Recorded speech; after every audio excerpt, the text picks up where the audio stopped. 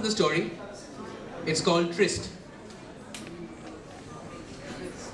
In all of it, he was just calm, speechless, staring, loving. The street had suddenly burst into activity. The night stillness instantly rendered itself into molecules of men emerging from incoherent spaces. There were shouts and protests, snatches of abuses, short wails professing doom and death. There was that smell of rubber and road, burning and blazing. And as the dust whirled in smoke circles, it revealed the scene of the accident. The car, a glistening dark blue car, had spun out of control as it had raced down with carelessness from the flyover.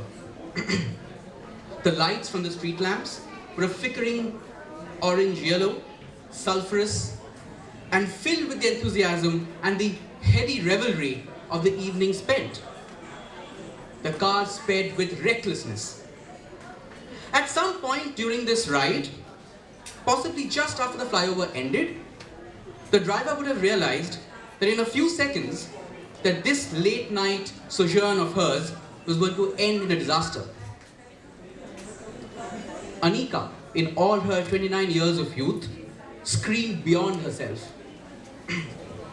She looked through the windshield, unbelieving and unfeeling, as the paved asphalt of the street came close to her, too soon, too fast.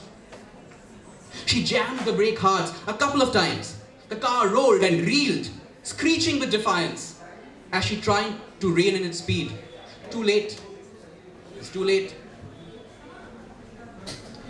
Anika's scream had gone silent, her heart sinking rapidly. And then, just out of nowhere, she saw this man walking right in front of her on the road. She froze, frantically pressing the horn. But her car, with all her mechanical rage, raced ahead, and then in a fleeting, unforgiving moment, ran over the man, knocked him out of the way with cruel ease, and rammed right into the divider, screeching sideways as it smashed into a lamppost, finally ending its delirious spin. Anika had stopped breathing. As the airbag exploded on cue, and the pieces of glass rained around her, Anika realized slowly, unsurely, that this is happening. It's happening to her. Her head was throbbing, a gnawing pain. There was blood spilling in splattered lines from her temples. There was a deep gash on her elbow, and a numbing ache on her back made her wince. Immediately, a cacophony descended. All unfamiliar faces crisscrossed in front of Anika. Her ears, still ringing with the screeching of tires, now rang with jarring, muddled voices of people. Shouting, destructing, angry, and mostly male. They were now trying to get her out. Some brave street king emerged on her side and tactically tried to break open the door. Anika murmured, "Help, to come out. I didn't do." The street king and her cronies said, "पहले निकाल तो ले, खून वून है बहुत ज़्यादा, victim को देख, अरे full case है, मर गया साला." The door gave way and Anika stumbled out, bleeding from the side of her forehead. She couldn't stand and she crouched onto the lamppost, half bent, gasping for breath. Then it hit her as she looked up groggily, fighting for strength, trying hard to block those scrambling of voices. She saw what she had done.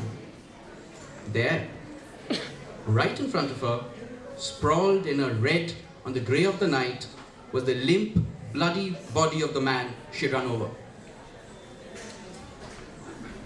She stood aghast, unbelieving of this reality. She lost voice, she wanted to speak. She couldn't, she wanted to ask for help. Nothing came out. And as she crouched over there, terrorized at what she had happened, she caught snatches of the word that sounded loudest. गया गया गया रे instant case है dead run over she killed him is she drunk Anika started shivering and feeling faint. She looked around for one familiar face amongst the plethora that had gathered and found nothing. She kept saying things under her breath, incoherent snatches of phrases, but all was drowned. She sank.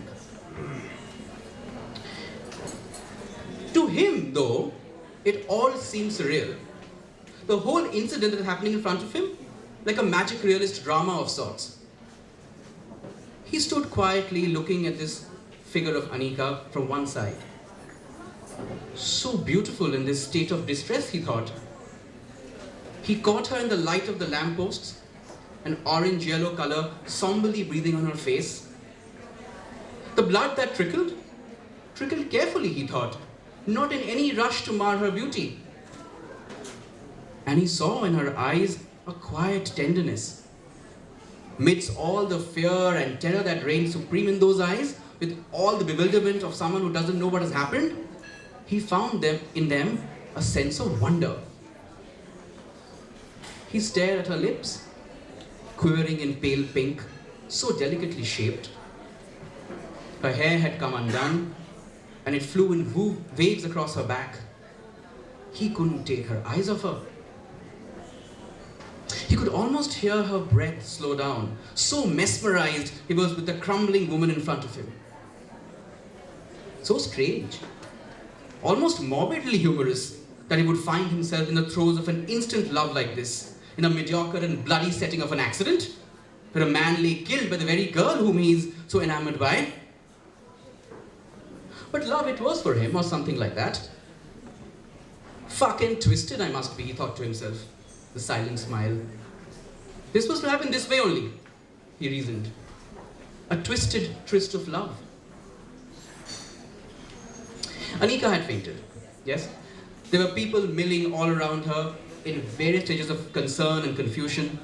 Some wanted to whisk her away to the cops. Some suggested medical treatment. Some wanted to be there and look important. He wanted to go running to her and hold her and wipe the world around her, caress her tightly and kiss her maddeningly. He wanted to shield her from the noise, from the eyes of all and sundry. Wanted to put her down gently and have her rest on his strong shoulders, clasping the breaths of love. The blood, he wanted to stop by his palms as if to ebb its flow from going to waste in this damn world. And he wanted to bury his face in her hair, so tantalizingly perfumed, in shades of red, rendered redder in the incandescent smoky light of the street lamp. He wanted to consume her with affection and passion right at that moment. He felt almost an inevitable pull towards her, as if she causing this accident and he being there was a sign from the universe that their destinies were meant to be together. He just had to run towards her, pierce these hordes of nobodies, carry her away into his arms and into his life. But he didn't do any of this. He didn't. He just stood there, admiring, disbelieving, and believing, wanting, just wanting. Now. He sighed. He said, only if today in this late evening drone of the city, he hadn't been walking down the avenue at the end of the flyover for an irregular nightly stroll. Only if there hadn't been a speeding car appearing out of nowhere, running him over in seconds and made him a bloody mass of blood and death. He smiled. He stared at himself as he lay in front of him. She had fainted, crouching a few steps away. He loved. He decided he wouldn't let go of her ever. Ever.